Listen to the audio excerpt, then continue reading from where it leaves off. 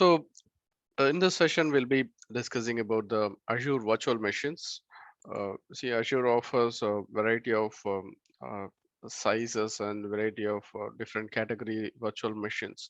See, basically, virtual machines are the core components of the infrastructure as a service. So, where the first important component is the network, virtual network, and on top of the network, so we'll be creating the virtual machine. So that is again a core component of the infrastructure as a service. And also Azure VM, basically they have different pricing options, and also based on our requirement we can choose a variety of types based on your applications requirements. Say if your application requires more CPU or more memory or more disk IO. So based on the application's requirement, you can have a variety of virtual machine types. So based on which you can choose, and also you'll have the uh, options to choose the size. In every variety you'll have different sizes. So basically whenever you deploy a virtual machine, you need to choose the operating system image, or what operating system you need in that particular virtual machine, and what should be the size of the virtual machine.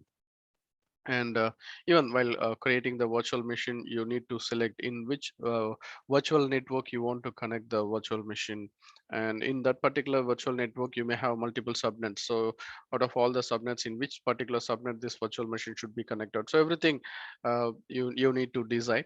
And also after deploying the operating system or the virtual machine, so further, all the configuration, administration, or management, everything the customer has to do it.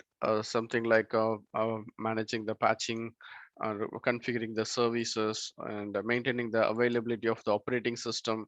So all this has to be taken care by the customer. And also Azure offers the bundled virtual machines also, where you can deploy a virtual machine, Windows virtual machine along with SQL, or Linux virtual machine along with any database engine. So again, based on your requirement, you can choose whichever the virtual machine should have. And also you can also configure the auto scaling and load balancing. Again, based on your application's requirement, you can have these configurations done later after deploying the virtual machine also. And also speaking about the virtual machine sizes, so they offer, as I said earlier, they offer variety of services, starting with one virtual processor to maximum of 416 virtual processors even a single virtual machine can have, and up to 12 terabyte of memory a single virtual machine can have. And also you can achieve the disk IOPS up to 3.7 million locally storage IOPS, as well as you can have the network capacity up to 30 gigs. And also you can have the 200 gig InfiniBand uh, capacity also. Maximum we can go with 16 the CPU or 416. 416 in one virtual machine. There is one particular size. When you choose that particular size virtual machine, you'll get 416 virtual CPUs in the single virtual machine. Okay. Got it? And also, as I said, you'll have different pricing options. So basically, they offer three pricing options. So pay as you go, reserved pricing model, and also the spot pricing model. Basically, pay as you go is like whenever you create a virtual machine, and based on the usage, say example, you have used the virtual machine 8 hours a day, 5 days a week. So totally, you might have used around um, 160 hours. So end of the month, for that 160 hours alone, you're going to pay. So that is basically the pay as you go model. So uh, based on the size of the virtual machine, based on the type of the virtual machine you created, and based on the number of hours the virtual machine was running, So based on that, you're going to be charged. And maybe you'll have the option. You can start the virtual machine whenever required, and you can stop the virtual machine when it is not in use. So with that, they will calculate the usage of the virtual machine, and for that you are going to be charged. And this basic pricing, it is not that the pricing is not going to be uh, the same throughout the year, because maybe today you may get a virtual machine for 10,000 rupees INR per month. Maybe after 3 months, the same virtual machine, due to price increase, you may get the same virtual machine for 12,000 rupees or 11,000 rupees. So obviously you need to bear with the increase in price. So that is basically the pattern of the pay as you go model. So obviously, so this pay as you go model is always recommended for your requirement, where you are going to use the virtual machine for 3 month period or 6 month period, for a short period of time. Maybe you want to test a project, or if you want to do a POC of a particular deployment. So in that cases, you can go with the pay as you go model.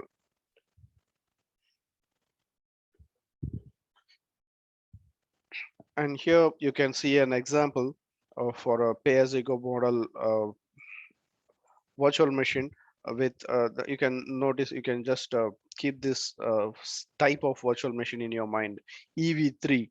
So this virtual machine has two virtual CPU on 16 GB of RAM, and the price of this virtual machine is going to be 0.218 USD per hour. So based on the number of hours you use the virtual machine, so it is going to be multiplied, and you are going to be charged for the same. And when coming to the reserved instances, so basically you may have a virtual machine, you might be using the virtual machine for another 1 year or 3 years or 5 years. So instead of going with the pay as you go model, you can go with the reserved instance, because you're sure that you're going to use the virtual machine for another 3 years or 5 years or 1 year.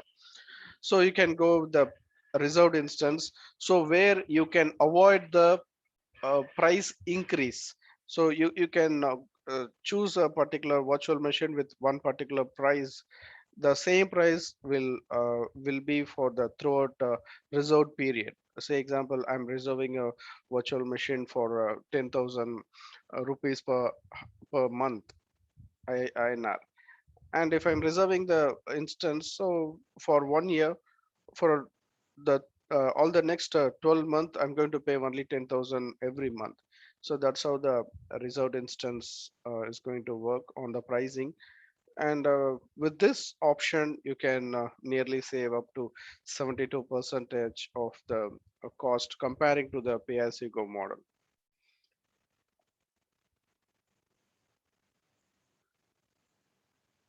So basically, the reserved instance are recommended for your requirement, where you're going to use the virtual machine for a longer period of time, and also you don't want the uh, price fluctuation to affect your uh, uh, profit or the business. So in that cases, you can go with the reserved instance.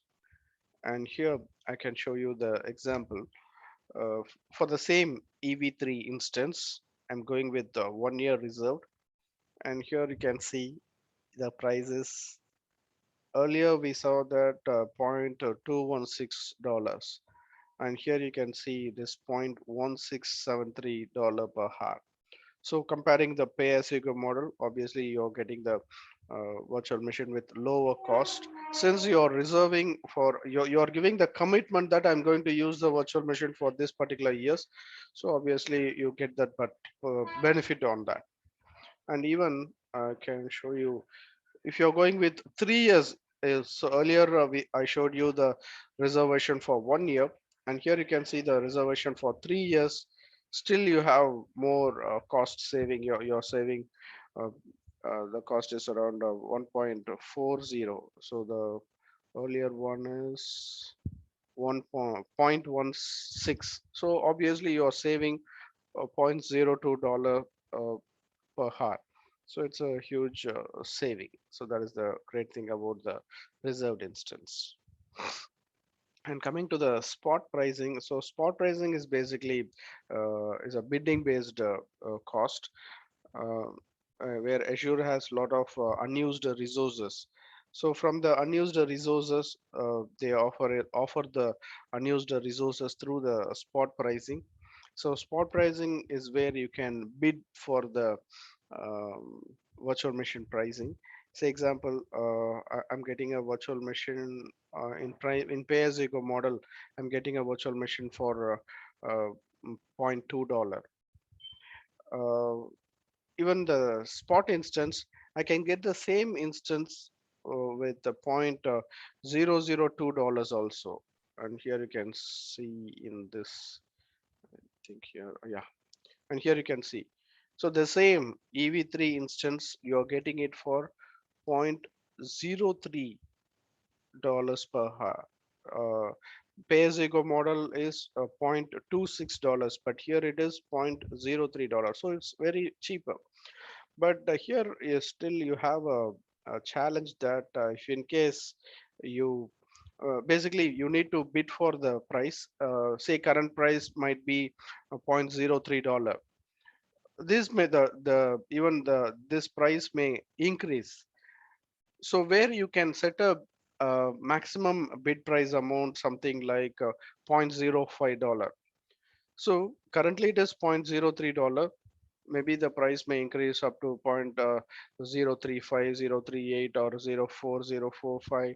Up to .05, there is no issue. But once the price reached .05, because my bid price is also .05, so once the bid price and the current price is equal, immediately you'll get the notification. And once you got the notification, you need to act immediately to increase the bid price. If in case you lose the bid, obviously you'll also lose the virtual machines. So you'll know, even if you have any data already stored or something like that, you'll not be able to retrieve it back. And also here you can see the notification time is 30 seconds. So before that, you need to, within 30 seconds you need to react, and you need to increase the bid price. So that is going to be very big, obviously it is going to be a challenging thing, because 30 seconds is not at all let's say the, even for logging into the account itself, it may take 30 seconds. So that is actually a risk. But this kind of instances cannot be used as the primary instances, but this can be used as the add-on instances. Say example, I have a web application, and for that web application, I want 4 virtual machines to be running permanently.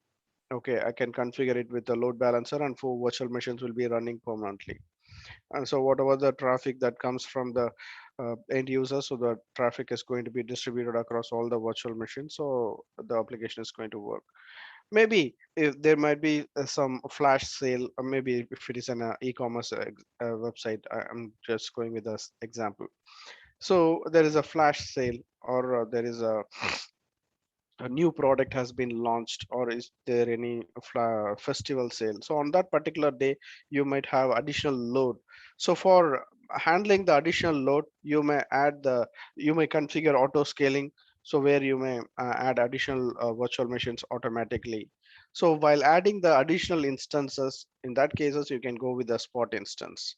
So in that way, the spot instances can help you to handle the load as well as the cost. So I believe we got a better understanding about the spot instance. If there is any questions or any doubts, please let me know.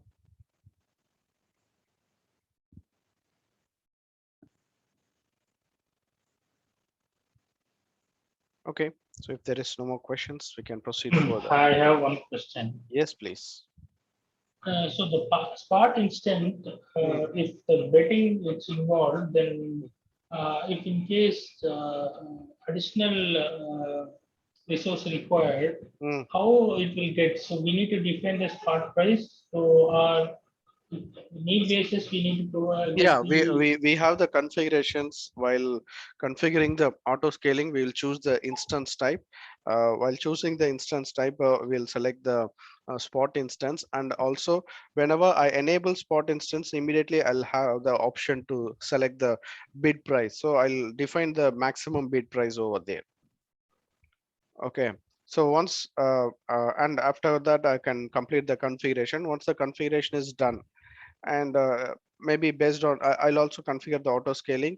I can define the auto scaling rules when the additional instance has to be added, or when the instance has to be removed. We can define the rule maybe based on the CPU usage, or network usage, or HTTP queue. Based on whatever, you can define the rules. So based on the rules you defined, so the instances will get launched. While the instance is getting launched, immediately it will verify the launch configurations. So the launch configuration will say that the instance should be a spot instance. And while launching the spot instance, it will also compare the current price and the maximum bid price. If the current price and the maximum bid price is not equal, which means that the current price should be less than the maximum bid price. So in that case, the additional instance will get launched. Got it? Yeah, got it. Okay. If there is any more questions, please let me know. Okay. So if there is no more question, we can proceed further. And also Azure offers the Azure hybrid benefit. So hybrid benefit is basically when you have any licenses or unused licenses in your on-premises. Say example, last year I purchased a Windows Server 2019 license. So I have license for another 2 years. So, but now I'm deciding to move into the cloud. So what I can do is, since I have another 2 years for my existing license, so this license can be utilized in the cloud. So that is basically the hybrid benefit. So when you have the on-premises license valid for another 1 year or 2 year, so you can use the same license in Azure also. So where the product license cost will be cut down from the Azure's cost, that is the virtual machines cost. So automatically you're going to save the cost when you are using the cloud resources. So that is basically the Azure hybrid benefit. So that's it. Is that clear? If there is any questions, please let me know. Okay. So if there is no more questions, we can move on with the practical demonstration. And any one of you can share your screen so that I can guide you in creating the virtual network and so on. Can anyone please share your screen?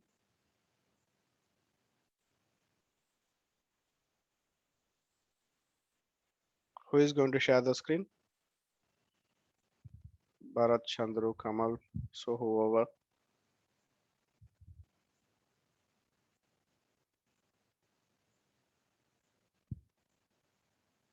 Guys, am I audible?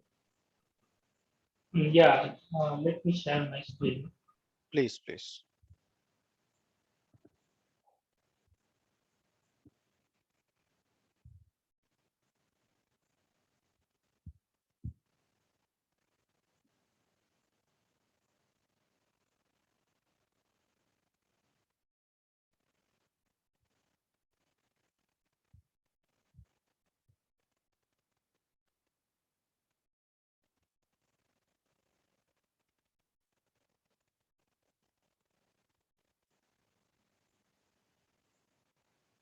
Okay, so you can log on to the Azure portal, portal.azure.com.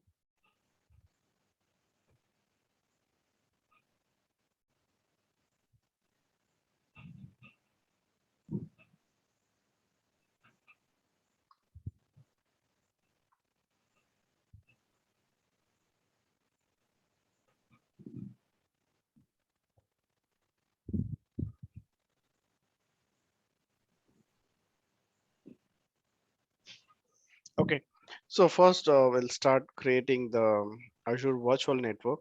So in the top left, you can see the hamburger symbol. That is 3 lines. The top left, top left of your browser. Yeah, click over there.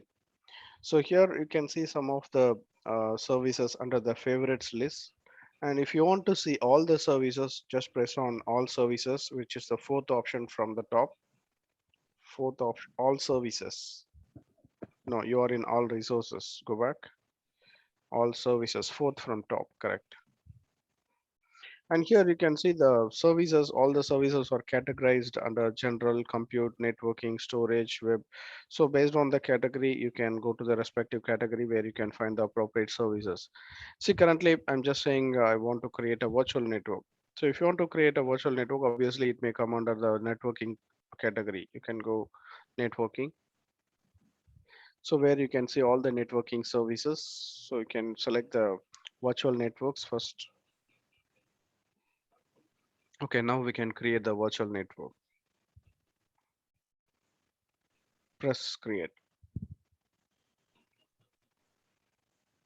Sometimes it will take a while. Okay, so first of all, you need to choose the subscription. Even a single organization may have multiple subscriptions, maybe based on the projects or a department, they may have multiple subscription. So first of all, before creating the resource, you need to specify in which subscription you are going to create the resource. And also, uh, uh, you can group the resources for easy administration or managing easily. Say like I have a web application. So for web application, I may use some 20 virtual machines or 15 virtual machines. So I can group all the 15 virtual machines in under a single resource group so that it will be easy for me to administrate later. So for that sake, you can create the resource group. So resource group, basically it is a just a grouping of your resource for easy administration. That's it. So if you have already any existing resource group, you can use that, or else we can create a new resource group. Just click your cursor somewhere in the black space. Okay, just press on create new. So you can give any name for your resource group, something like demo resource group or something like that.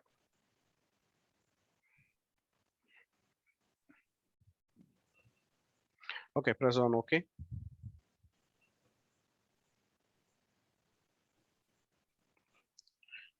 And also you need to give any name for your virtual network. You can give demo vnet 01.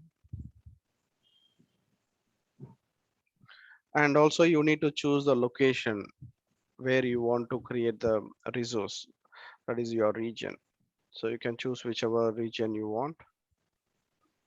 So is there any three locations are available or need Mm, to choose? Maybe in India, in South India, you may have some resource shortage. Don't choose South India.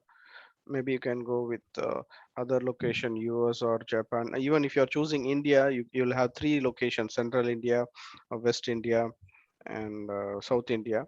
So maybe you can go with Central India if you want to choose the India location. Otherwise, you can choose any location, not an issue. Okay, so just wait. So now just we have given the location and the name for your virtual network. And then we need to also define the IP range. So in what range your virtual machine should get the IP address. So to specify that, press on next IP address. Yeah. And here on the top, you can see there is already one particular IP range is added. Address space 10.0.0/16 is already added. If you want to use the same IP range, you can use it, or else you can delete and you can create a different range. You please delete the existing one. You try to create a new one. Yeah. So from here, you can type whatever the IP range you want, something like 20.0.0.1. 0.0, not one, sorry, 0/16 or 24, whatever. So if you're going with /16, don't go with 24, because when you choose 24, you'll get only 251 usable IPs. But when you choose /16, above you can see you get 65,536 addresses. So you get a bigger network. So inside this network, you can have many subnets, so that you can have different projects. You can use different subnets for each project. So you can come down to the subnet option. You can see the option add subnet. Correct. Press over there. So here you can give any subnet. You can just give the subnet name as SN01 or something like that. So here for the entire VNet, we have chose 20.0.0/16. So from that address range, you can have a smaller portion, something like 20.0.0.0/24. Slash 24. So with this range, you're getting 251 IPs. Or you think that for this particular project, I need only 50 IP address, or I need only 100 IP address. So you can change the subnet size. Maybe you make it 26. If you choose 26, you will get around 50 IP address. You can see 59 IP address you are getting. So where your project requirement is only 50 IPs, maybe for another 5 years, you can go with this size. Or you can go, if your requirement is 100 IPs, you can go with 25 or 24. So based on whatever you can choose. Got it? So for now, you can go with 24. That's perfect. And just you can press add. You can just leave it others as default. And you can create one more subnet, please.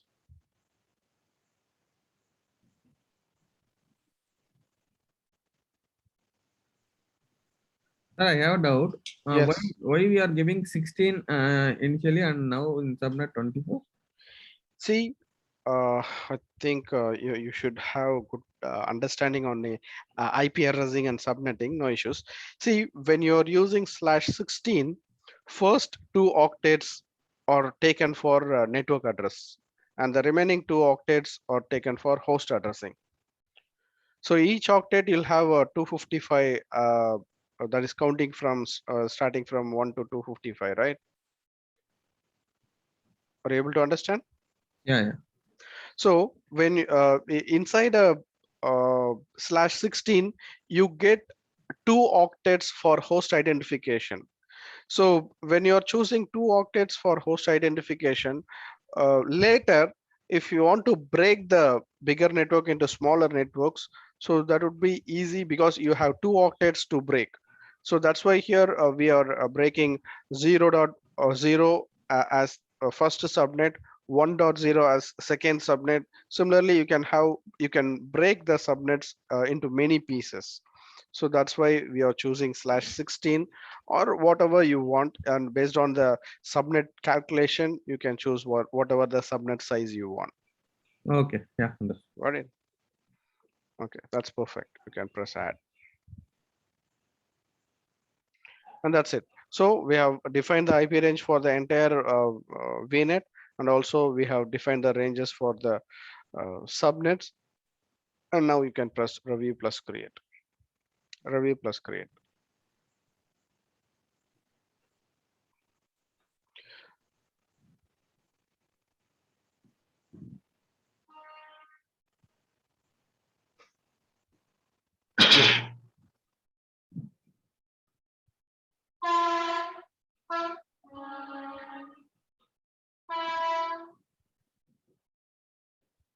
Okay, so here you can see the validation is passed, and now we can start creating the resource. Press on create.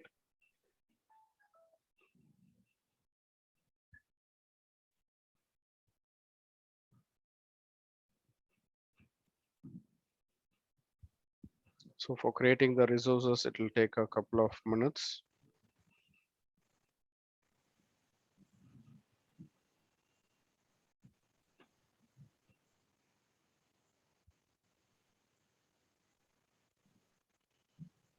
So deployment is in progress now. So now it's creating a VNet and inside that subnet, only these two. Correct, correct, exactly. Just press on go to resource, the middle pane. Yeah. So here you can see the uh, VNet, and in the left pane you can select the subnets in the left pane. Yeah. So you have two subnets created. Later, if you want to add more subnets, you can add. So that's how you can manage the VNets. Okay, and that's it. So this is how you can create the virtual networks, and later we'll also create the virtual machines. But before creating the virtual machine, we need to understand about the storage concepts. So after understanding the storage concepts, we'll get into creating the virtual machines. So I think for today, we'll end up the session right here. And others, you can also maybe for yourself, Chandru, you can delete the VNet and later you can try to create the VNet. And others also do the same. You try to create your account and you try to create the VNet and subnets. And while creating the VNet, don't use the default IP range, because you should have the habit of configuring the IP ranges by your own, because whatever it is taking automatically, but making use that for your production is not a recommended option. So I recommend you all to uh, change the default range and you customize and you enter whatever the range you want, and do this practice for today. And we'll continue the remaining topics in the next session. And Chandru, you can stop sharing your screen. Okay. So is there any cost involved if you are No, for virtual networks, there is no charges involved. oh, Okay. Okay. So I think today we can wind up the session for now, and we'll continue the remaining in the next session. And in the next session, we'll be understanding about the storage, and then we'll move on to the practical demonstration of creating the storage account on the virtual machines.